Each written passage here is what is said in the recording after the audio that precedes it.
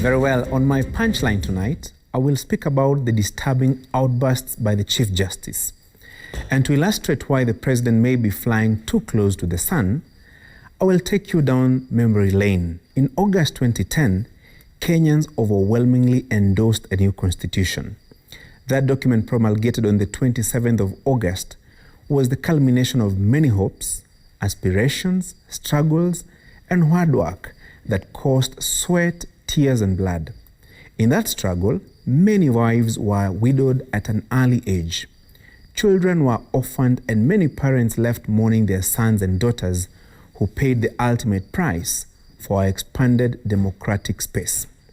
In 2009-2010, I had an opportunity to cover the process of birthing a new constitution, following the disputed presidential election and the resulting 2007-2008 post-election violence.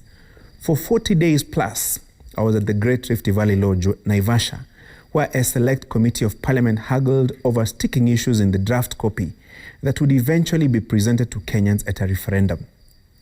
I revisit this story because it underscores how solemn and serious the letter and spirit of this constitution is. It is a document that ought to bind all of us, the president included. In putting together that supreme law, the framers left no doubt that Wanjiku wanted her law courts to be fiercely independent of the president and the executive in general. It was crystal clear that Wanjiku also wanted a transparent and accountable judiciary. There was unanimity that a working judiciary was the cornerstone of democratic governance, human rights, and prudent management of resources. President Uhuru Kenyatta himself and his deputy William Ruto sat in the parliamentary committee that midwifed the new constitution. The lamentations of Chief Justice Maraga must therefore concern all of us. His cry on the delay in appointment of 41 judges to the Court of Appeal, employment and labor relations, as well as land and environment courts, must give us pause. Those three vital courts have a combined population of 60 judges with a backlog of 36,969 cases as at 31st March this year.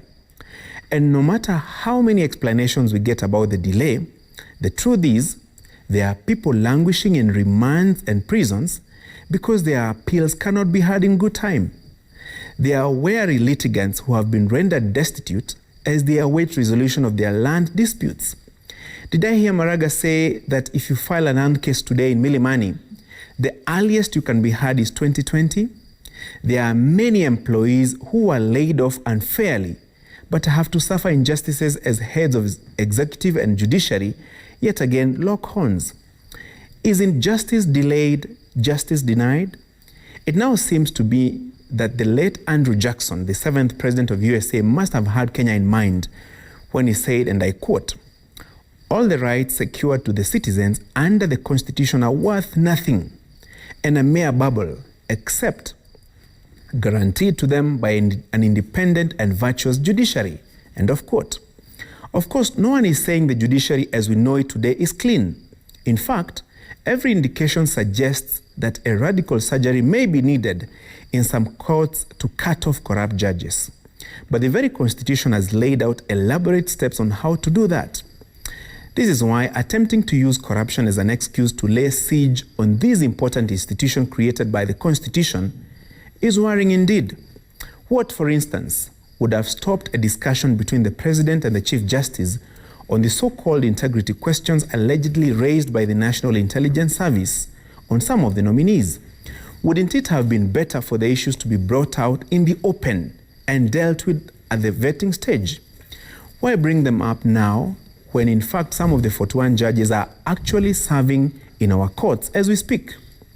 Make no mistake, even in the worst of times, Kenyans have and will always run to the judiciary for solace whenever their rights are violated by the executive or when they feel treated unjustly by parliament. The other two arms of government also seek arbitration in court whenever they have disputes. The executive must therefore not be allowed to emasculate the judiciary, for that would make nonsense of Wanjiku's sweat and blood. And that would be a very bad day for Kenya. That is my punchline.